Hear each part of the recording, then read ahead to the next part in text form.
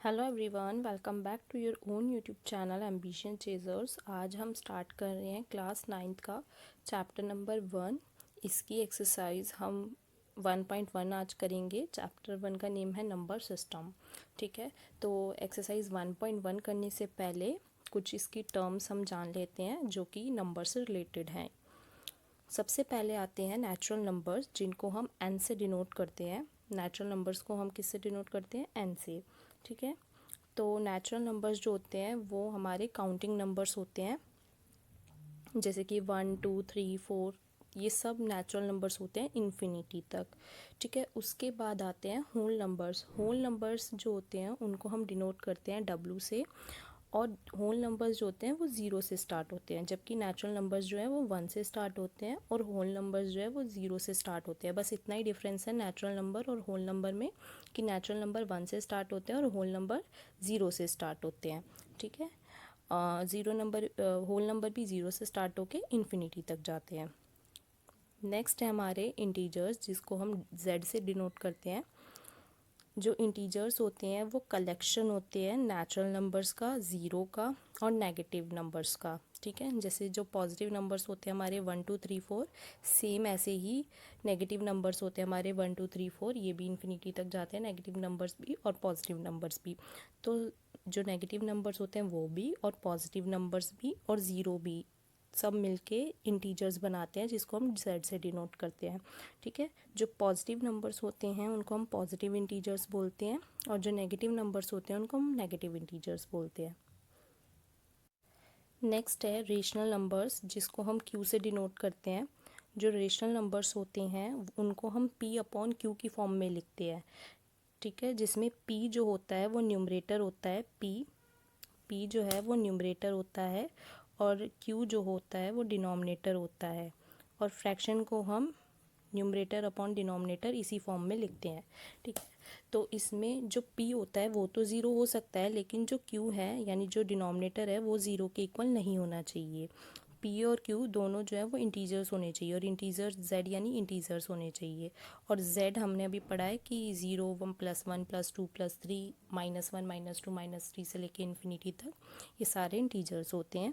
लेकिन बस q जो है वो ज़ीरो के इक्वल नहीं होना चाहिए, p हो सकता है ज़ीरो, q नहीं होना चाहिए। ठीक है, तो रेशनल नंबर्स के जो एग्जांपल है जो फ्रैक्शन की फॉर्म में है वो ये है, जैसे 1/2 47/94, या माइनस का 25 है, इसके नीचे भी हम 1 लगा सकते हैं फ्रैक्शन की फॉर्म में। तो ये भी जो हो गया एक रेशनल नंबर हो गया।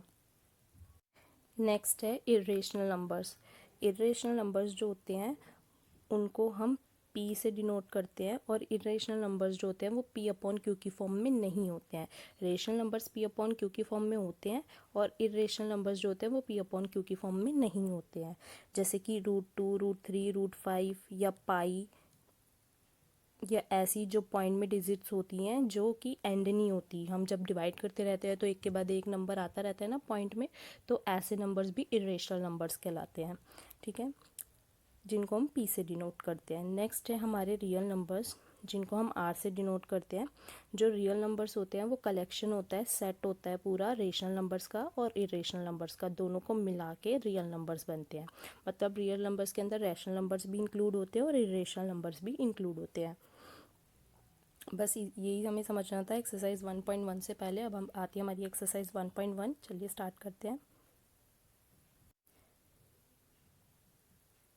एक्सरसाइज 1.1 का फर्स्ट क्वेश्चन है, Is 0 a rational number? Can you write it in the form of p upon q, where p and q are integers and q is not equal to 0?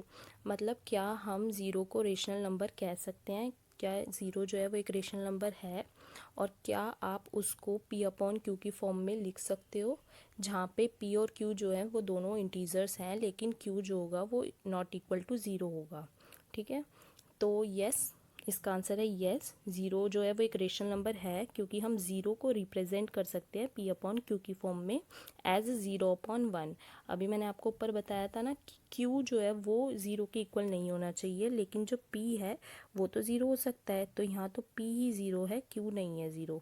ठीक है, ये p zero है, जो नीचे वाला है q ये तो ज़ीरो नहीं है, ये तो 1 है, तो इसीलिए हम इसको लिख सकते हैं ज़ीरो को ऐसे। तो इसका आंसर हमारा यस है और ये रीज़न है, ये आप लिख लेना यहाँ से देख के। नेक्स्ट है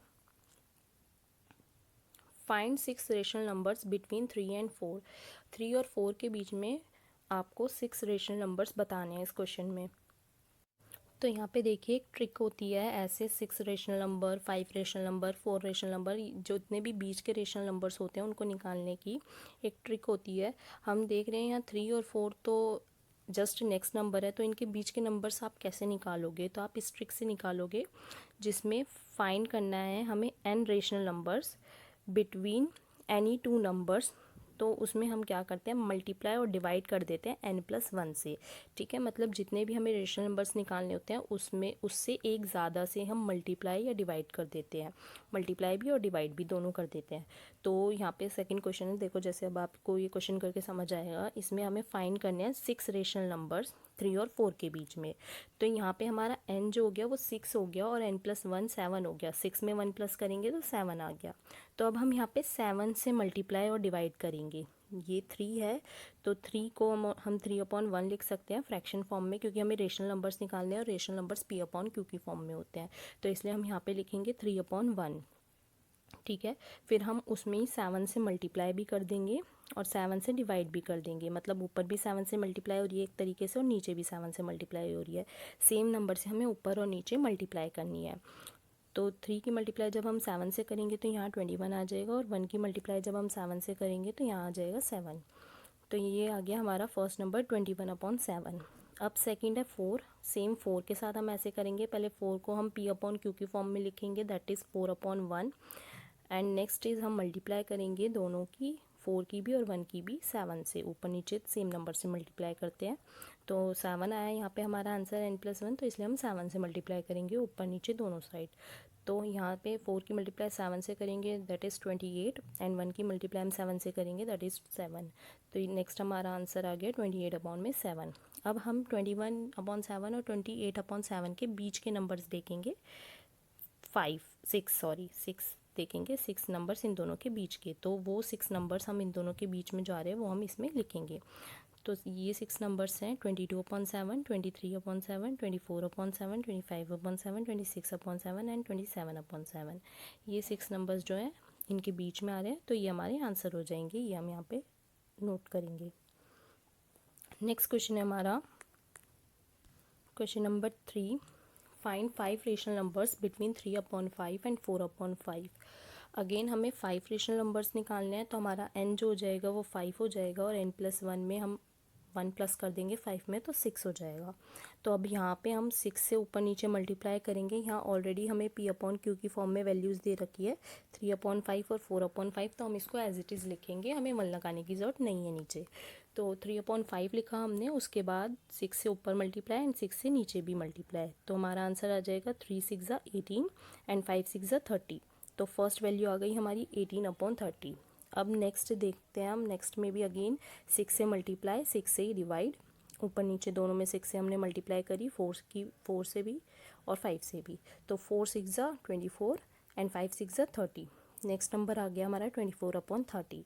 तो अब इनके बीच के जो 5 रेशनल नंबर्स हैं वो हम लिखेंगे। 18 के बाद आता है 19, तो 19/30, 20/30, 21/30, 22/30 और 23/30, ये हम लिख देंगे।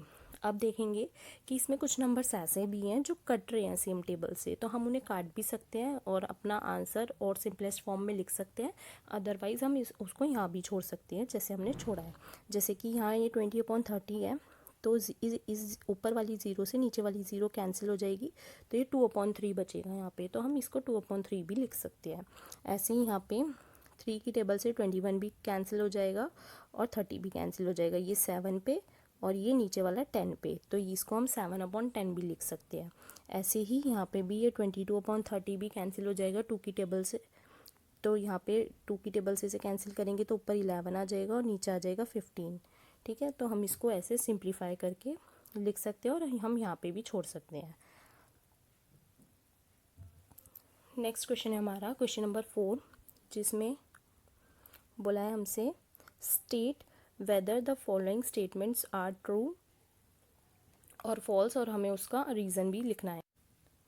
तो फर्स्ट स्टेटमेंट है हमारी सबसे पहले, every natural number is a whole number. क्या हर एक नेचुरल नंबर जो है वो होल नंबर होगा? तो अभी हमने डेफिनेशंस देखी है नेचुरल नंबर और होल नंबर की। नेचुरल नंबर्स जो होते हैं वो 1 से स्टार्ट होके इन्फिनिटी तक जाते हैं, और होल नंबर्स जो होते हैं वो 0 से स्टार्ट होके इन्फिनिटी तक जाते हैं। तो क्या हर एक नेचुरल नंबर होल नंबर होगा?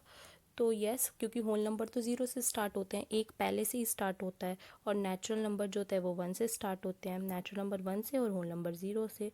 तो हर एक नेचुरल नंबर जो है वो है होल नंबर, ठीक है। तो इसीलिए इसका आंसर होगा हमारा true, because the collection of whole number contains all natural number. ये हमारा इसका रीज़न हो गया, क्योंकि जो कलेक्शन है होल नंबर्स का उसमें सारे कंटेन्स यानी सारे नेचुरल नंबर्स जो हैं वो हैं ऑलरेडी, तो इसीलिए ये आंसर हमारा ट्रू है।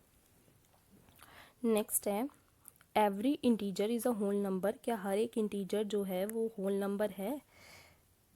तो देखेंगे इंटीजर्स क्या होते हैं हमारे। इंटीजर्स होते हैं हमारे पॉजिटिव भी, नेगेटिव भी और ज़ीरो भी।